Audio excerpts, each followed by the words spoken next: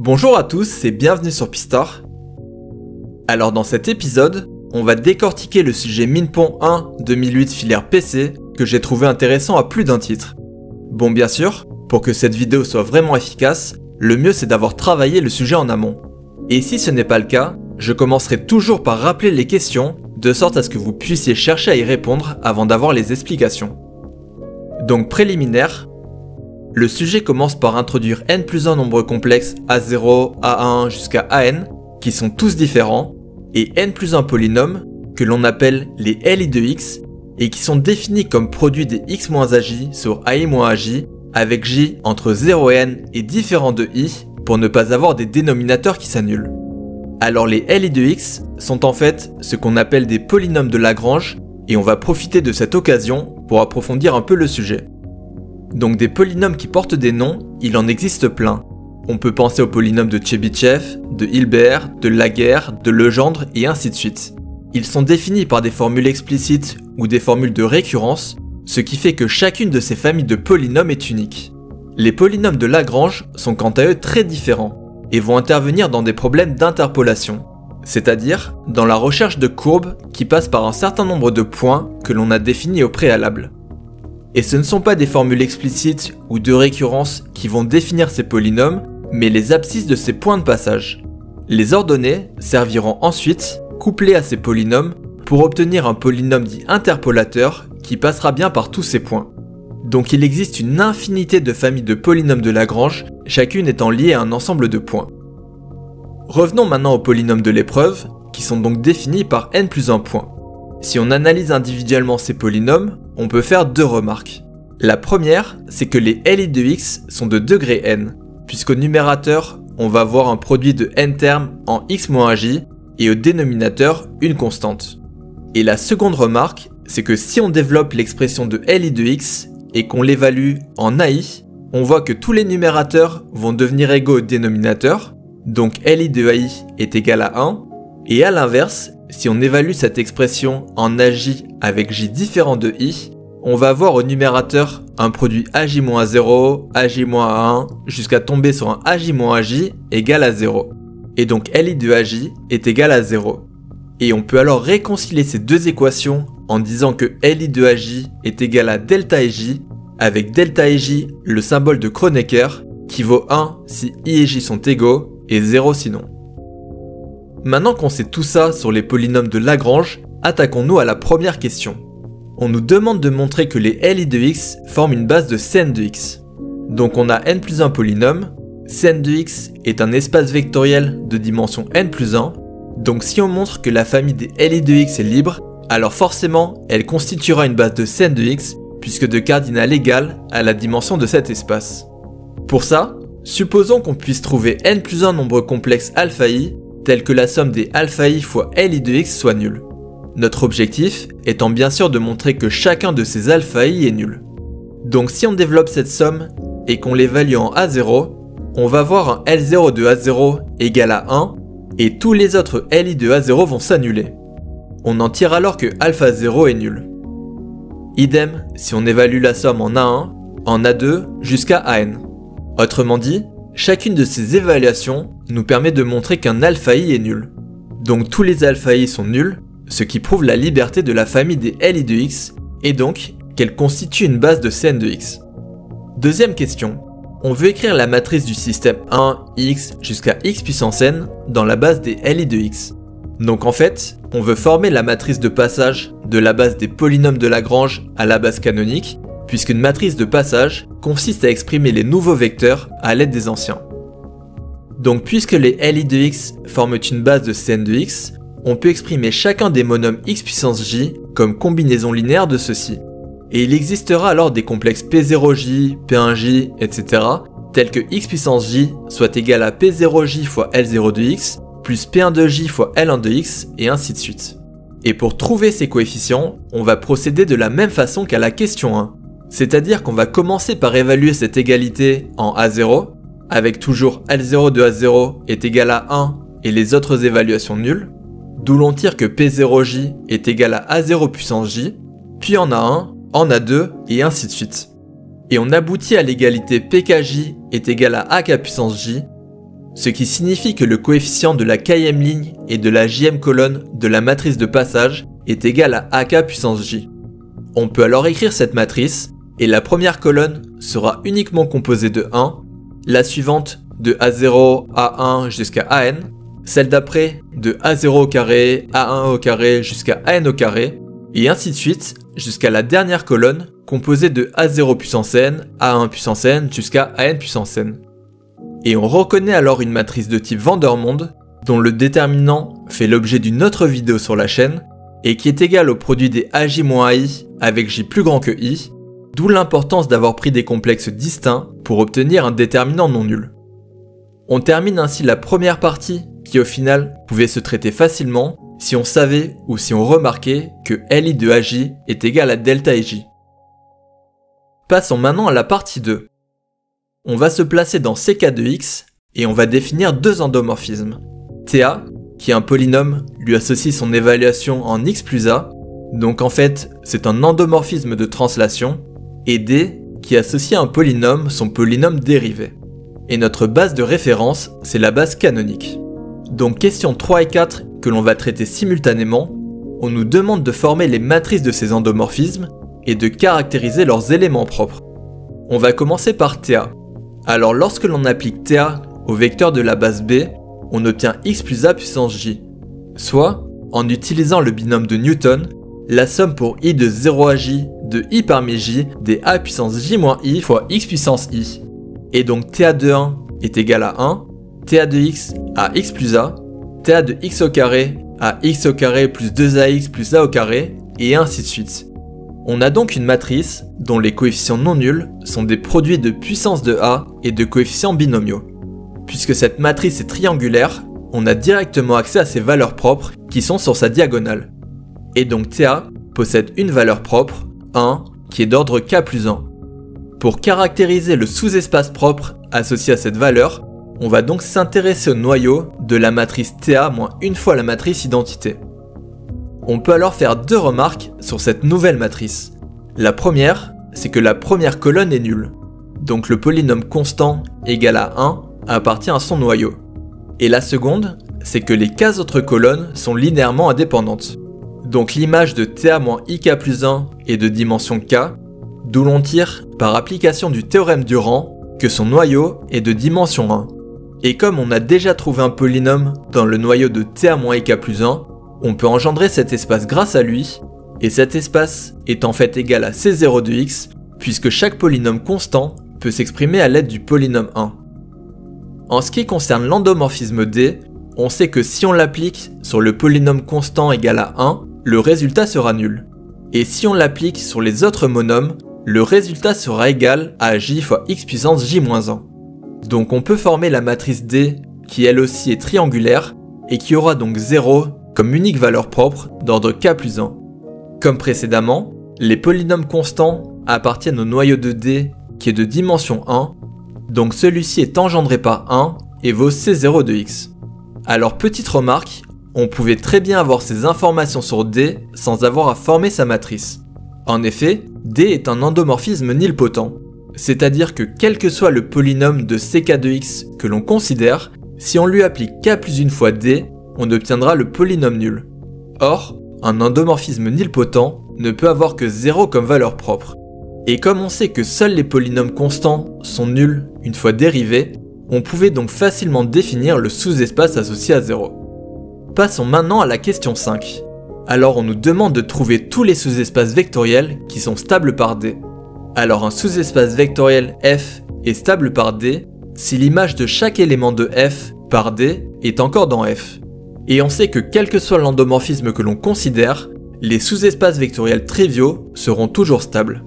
Donc, on en a déjà deux et il va nous falloir trouver tous les autres. Pour ça, on va considérer E et on va prendre un sous-espace F qui sera non vide et stable par D. Supposons que dans cet espace, les polynômes soient au maximum de degré i. Donc f est inclus dans ci de x et sa dimension sera au maximum égale à i plus 1. Comme nous le suggère l'énoncé, on va considérer un polynôme p de degré i. Puisque f est stable, d de p appartient à f. Et puisque d de p appartient à f, Si on lui applique encore une fois D, alors D de D de P, soit D carré P, appartient aussi à F. Et on peut répéter cette opération I fois avec D puissance I de P, un polynôme constant. Donc F contient une famille de I plus un polynôme de degré échelonné et va aussi contenir l'espace engendré par ces polynômes qui sera de dimension I plus 1.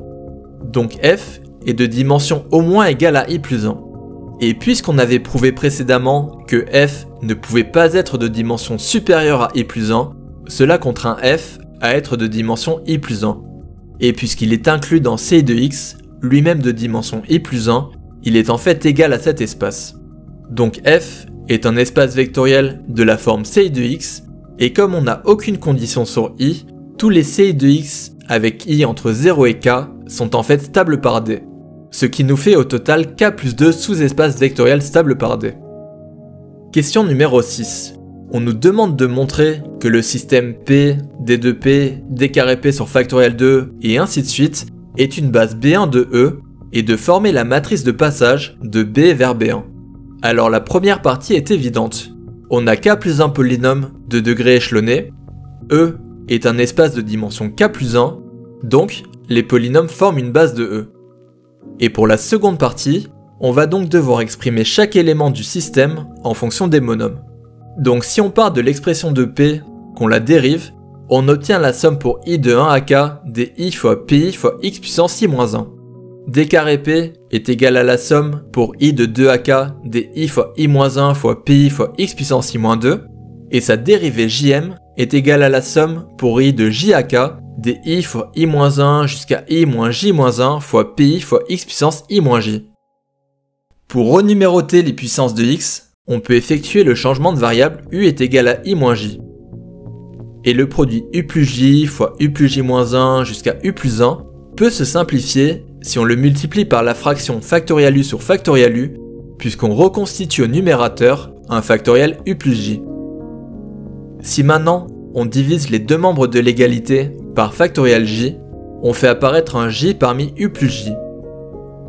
Et puisque le support de P va de P0 jusqu'à Pk, on va imposer comme condition que les coefficients au-delà de K seront nuls. Donc, on a une formule qui nous permet d'écrire chacun des coefficients de la matrice R, qui sera de la forme suivante.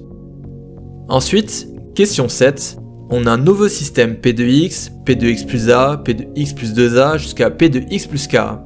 On veut d'abord écrire ce système dans la base B1, et ensuite montrer que ces polynômes forment une base de E. Donc, pour exprimer les P de X plus JA en fonction des dérivées de P, on va utiliser la formule de Taylor sur les polynômes. La formulation la plus courante nous donne que P de X plus A est égal à la somme pour I de 0 à K de la dérivée IM de P en A divisé par factoriel I fois X puissance I. Mais il existe une autre formulation où X et A jouent des rôles inversés. Et donc pour tout J, on a P de X plus JA est égal à la somme pour I de 0 à K de la dérivée IM de P en X divisé par factoriel I multiplié par JA puissance I. Alors petite remarque qui va nous servir par la suite, puisque translater une fois de JA c'est équivalent à translater J fois de A, en fait P de X plus JA n'est autre que la JM itération de TA appliquée à P. Donc la formule de Taylor nous permet d'écrire la matrice U qui se présente de la façon suivante. Et pour montrer que les P de X plus JA forment une base de E, on va calculer le déterminant de U et montrer qu'il est différent de 0. Pour ça, on va commencer par factoriser la deuxième ligne par A, la troisième par A carré, et ainsi de suite jusqu'à factoriser la dernière ligne par A puissance K. Le produit de tous ces A vaut A puissance K fois K plus 1 sur 2, et le déterminant restant n'est autre qu'un Vandermonde pour les variables 0, 1, 2 jusqu'à K. Donc, il sera non nul car égal au produit des différences entre tous les nombres de 0 à K. Ce qui prouve que les P de X plus JA forment bien une base de E. Question numéro 8. On nous demande d'exprimer Q en fonction de R et de U.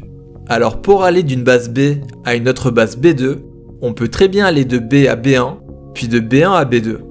Et donc Q est égal à R fois U. Et dernière question de la partie 2, qui est très similaire à la question 5, c'est-à-dire qu'on cherche les sous-espaces stables par TA, et qu'on va traiter de la même manière. Donc, on considère un polynôme P de degré maximal dans un sous-espace vectoriel non réduit à 0 et stable par TA.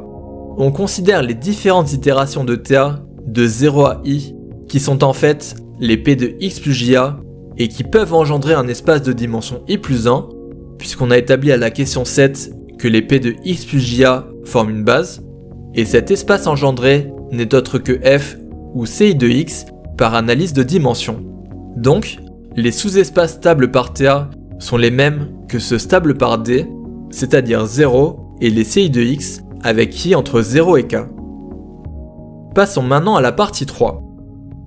Alors on va radicalement changer d'espace, puisqu'on laisse les polynômes, et on va s'intéresser aux fonctions complexes, continues sur R, et 2π périodiques. Le sujet nous introduit les Cn de f, qui sont définis comme 1 sur 2π fois l'intégrale entre 0 et 2π de f de x exponentielle moins inx dx, et qui sont donc les coefficients de Fourier exponentiels. Alors déjà petite remarque, dans l'espace des fonctions continues et 2π périodiques, on peut définir un produit hermitien entre deux fonctions en prenant f scalaire g est égal à 1 sur 2π fois l'intégrale entre 0 et 2π de f fois le conjugué de g. Et donc Cn de f est en fait égal à f scalaire exponentielle inx. Le sujet nous introduit aussi les ek, qui sont des exponentielles ikx et qui forment une famille de fonctions libres et orthogonales.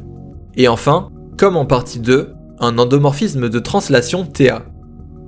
Alors avant de commencer, on va faire deux calculs qui vont nous être très utiles par la suite. Si on applique TA à un ek, le résultat est égal à exponentielle ika fois ek, et les coefficients de Fourier exponentiel des ek valent 1 si n est égal à k et 0 sinon. Autrement dit, Cn de ek est égal à delta nk. Autre point très important à mentionner et qui va nous servir tout au long de cette partie, c'est que si deux fonctions continues et 2π périodiques sont égales, alors naturellement, elles auront tous leurs coefficients de Fourier égaux, mais la réciproque est aussi vraie. Cette propriété se démontre assez facilement grâce au théorème de Parseval, mais nous n'aborderons pas ce point dans cette vidéo. Donc question 10, on définit une fonction phi indice A à valeur de z dans C qui, à un entier relatif n, lui associe exponentielle INA. Donc en fait, elle associe à un entier une position sur le cercle unité. Et on nous demande de trouver les valeurs de A telles que phi indice A soit injective. Alors intuitivement, si A est égal à quelque chose fois pi, on se doute que la fonction ne sera pas injective.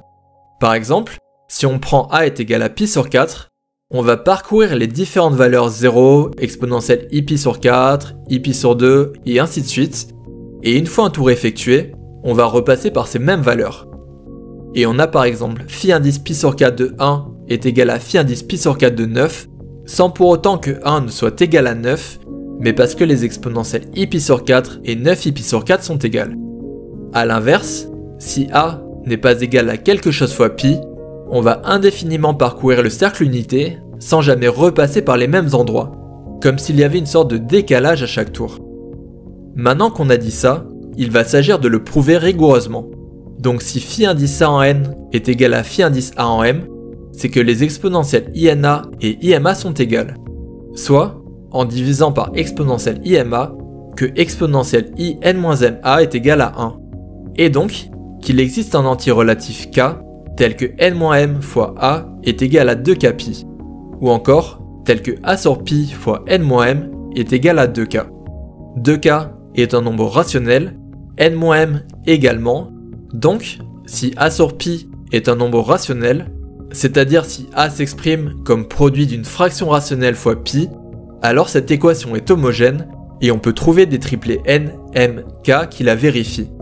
A l'inverse, si A sur pi n'est pas un nombre rationnel, la seule façon de rendre cette égalité homogène, c'est d'avoir n-m est égal à 0, soit n est égal à m. Donc phi indice A est injective si le rapport A sur pi est un nombre irrationnel. Alors deux remarques. La première, c'est que cette condition nous était en fait donnée un peu plus loin dans le sujet, d'où l'importance de prendre connaissance de l'intégralité des questions avant toute chose.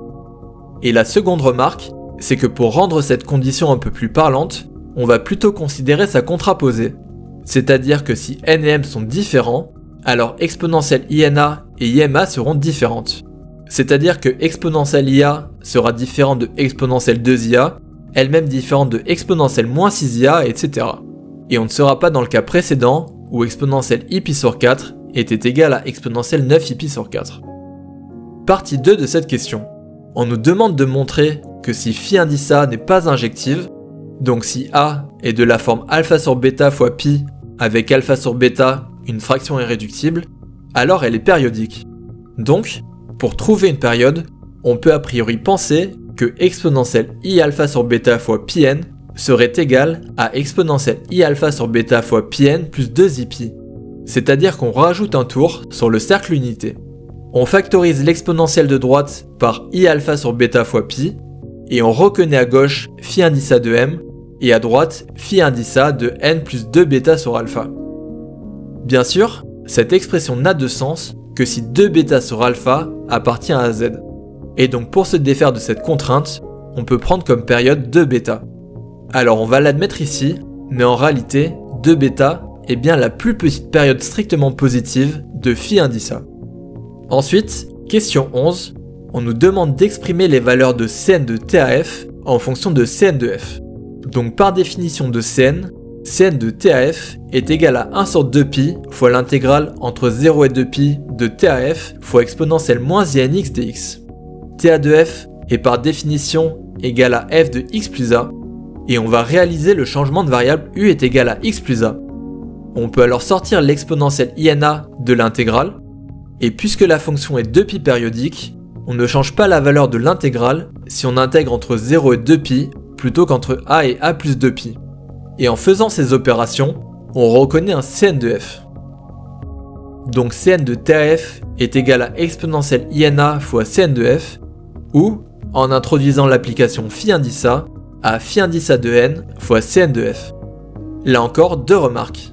La première, c'est qu'on nous demande ici de redémontrer un résultat de cours sur les coefficients de Fourier d'une translatée. L'intérêt semble limité, mais en réalité, ça va nous être très utile par la suite.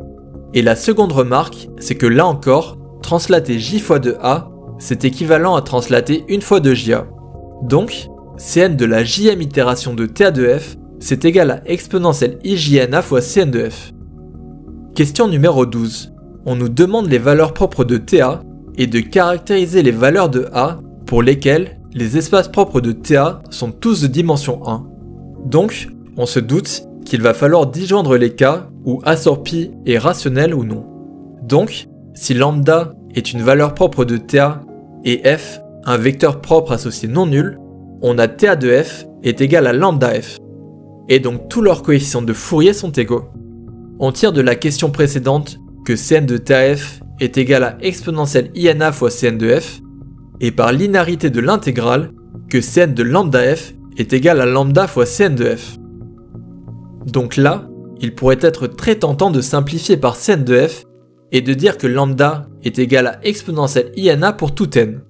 Mais bien sûr, on ne peut pas, car certains coefficients de Fourier peuvent très bien être nuls, sans pour autant que f ne le soit. Par contre, ce qu'on peut dire, c'est que puisque f n'est pas nul, alors certains de ces coefficients de Fourier ne le seront pas non plus. Et il existera alors des entiers où cette égalité est bien vérifiée. Et par ce raisonnement, on prouve que le spectre de TA est uniquement composé d'exponentielles INA, reste maintenant à savoir lesquelles.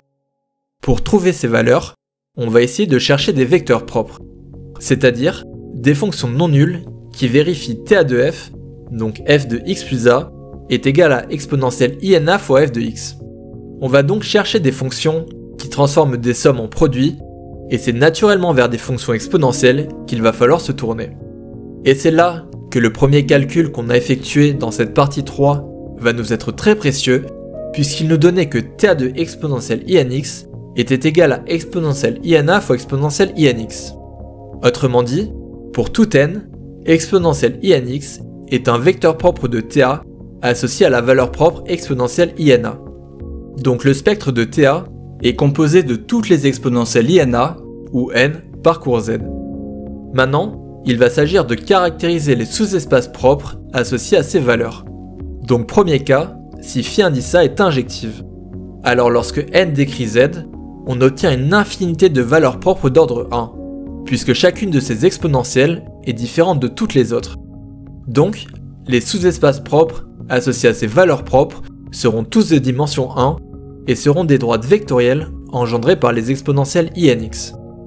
Si maintenant phi indice A n'est pas injective, on peut a priori penser que TA a toujours une infinité de valeurs propres, mais en réalité pas du tout, puisqu'on a montré que dans ce cas, phi indice A était 2 bêta périodiques. Donc, les valeurs propres distantes d'une période 2 bêta sont en fait les mêmes, comme dans l'exemple précédent où on avait pour A est égal à pi sur 4, exponentielle i pi sur 4 est égal à exponentielle i9 i pi sur 4 égale à exponentielle i17 pi sur 4 et ainsi de suite. Et donc TA n'a que 2 bêta valeurs propres distinctes puisqu'on avait admis que 2 bêta était la plus petite période positive de TA. Par contre, les fonctions exponentielles associées à une valeur propre et entre guillemets distantes d'une période 2 bêta sont linéairement indépendantes. Ce qui signifie qu'à chaque période, on va venir rajouter dans chacun des sous-espaces vectoriels propres, qui sont donc en nombre fini, une nouvelle exponentielle linéairement indépendante des précédentes. Et donc ces sous-espaces sont de dimension infinie. Ensuite, question 13, on considère un sous-espace vectoriel f de E de dimension finie égale à P et stable par TA. Et on veut montrer qu'il existe P plus un scalaire alpha j non tous nuls, tel que la somme pour j de 0 à P des alpha j fois exponentielle INAJ fois Cn de f est égale à 0 pour tout entier relatif n. Donc, puisqu'on nous parle de P plus un scalaire non tous nuls dans un espace vectoriel de dimension P, on se doute qu'il va falloir former une famille de vecteurs liés. Pour ça, on va prendre une fonction f qui appartient à cet espace et les P premières itérations de TA de f. Et on a bien une famille liée parce que de cardinal supérieur à la dimension de f. Donc, par définition d'une famille liée, on peut trouver P plus 1 alpha j tel que la somme des alpha j fois TA puissance j de f soit nulle. Et il va maintenant s'agir de montrer que ces alpha j vérifient aussi l'équation de l'énoncé. Pour ça, on va considérer les coefficients de Fourier de la somme des alpha j fois TA puissance j de f qui sont tous nuls puisque cette somme de fonctions est nulle. Et en utilisant la linéarité de Cn, on obtient que la somme des alpha j fois Cn de TA puissance j de f est nulle. Or, on a précédemment établi que Cn de TA puissance j de f était égal à exponentielle INAJ fois Cn de f. Donc, en combinant ces deux équations et en factorisant la somme par Cn de f, on démontre bien ce qu'on voulait, c'est-à-dire l'existence d'alpha j telle que la somme des alpha j fois exponentielle INAJ fois Cn de f soit nulle pour tout n. Ensuite, question 14, donc on considère un réel A tel que A sur pi soit irrationnel. Autrement dit, phi indice A sera injective et toutes les exponentielles INA seront différentes. Et il nous faut montrer que si une fonction f appartient à grand F, alors il existe un entier nf tel que les Cn de f sont nuls si la valeur absolue de n est plus grande que nf. Autrement dit, f n'a qu'un nombre fini de coefficients de Fourier non nuls compris entre moins nf et nf. Donc, pour démontrer ça, on va utiliser ce qu'on vient d'établir sur f, c'est-à-dire l'existence pour chaque fonction d'alpha j tel que la somme des alpha j fois exponentielle INAJ fois Cn de f soit nulle pour tout n. Et si ce produit est nul, alors soit le premier terme est nul, soit c'est le second qui l'est. Notre stratégie pour cette question, ça va être de montrer que le premier terme ne s'annule qu'un nombre fini de fois. Puisque si c'est bien le cas, on va pouvoir borner l'ensemble des indices pour lesquels ce premier terme s'annule, et donc hors de ces bornes, c'est forcément le second terme qui s'annulera, et on sera capable de définir un nf comme indiqué dans l'énoncé. Donc étudions les valeurs d'annulation de la somme des alpha j fois exponentielle INAJ, que l'on va appeler dorénavant S. Pour ça, on va introduire un polynôme Q, dont les coefficients sont les alpha j. Et Q va avoir deux propriétés qui nous intéressent fortement. La première, c'est qu'il est de degré P, donc il possède P racine, donc P valeur d'annulation. Et la seconde, c'est que S n'est autre que l'évaluation de Q en exponentielle INA. Donc, si la somme S est nulle, c'est que Q exponentielle INA est nulle.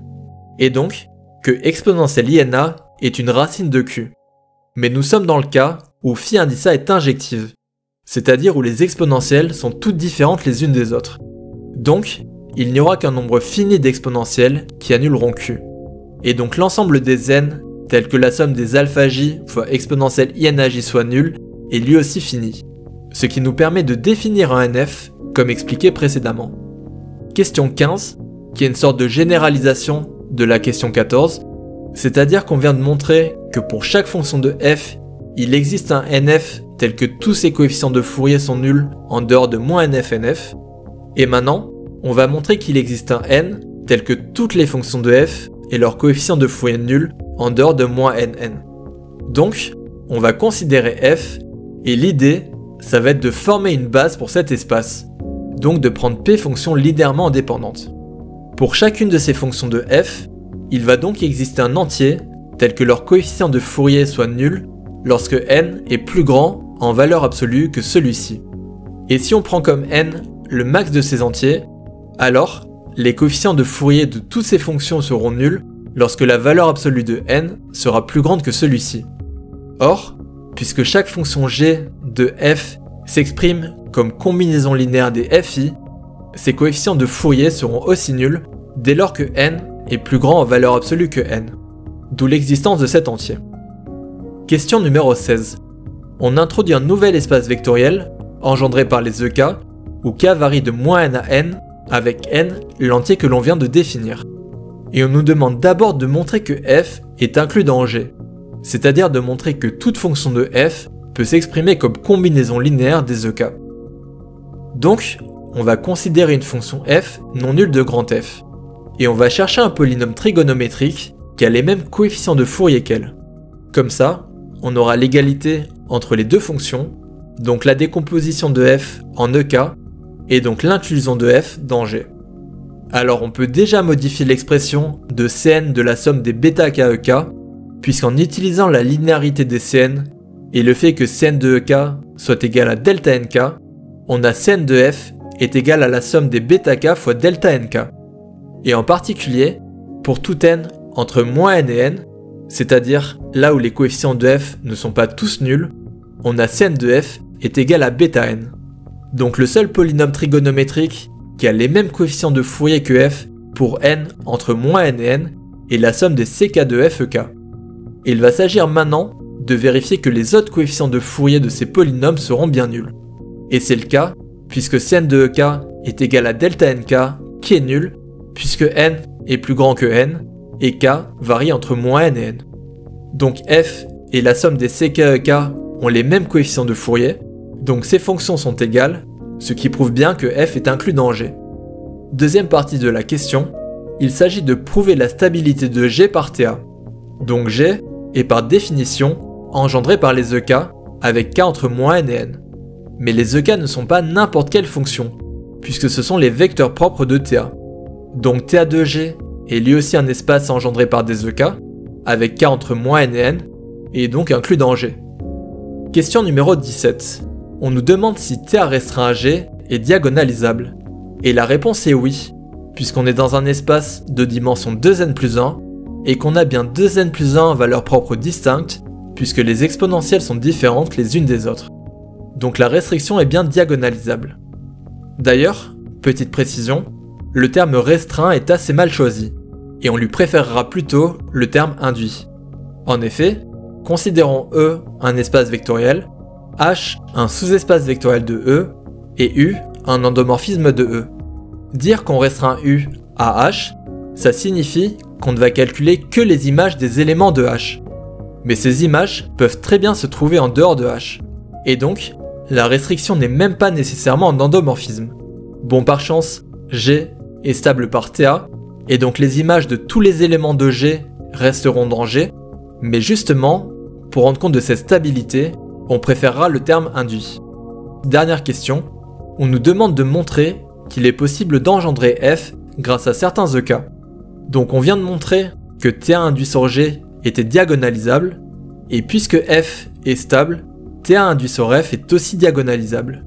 Donc, il existe une base de F formée de vecteurs propres de TA induits sur F. Et ces vecteurs propres sont nécessairement des vecteurs propres de TA induits sur G, donc des EK. Et donc, on peut extraire de la base des EK qui génèrent G, une famille d'EK qui va générer F, d'où l'existence de l'ensemble S dont fait mention l'énoncé. Voilà, on termine ici la première correction d'une épreuve sur cette chaîne. N'hésitez pas à me dire dans les commentaires si ce format vous a plu et à vous abonner.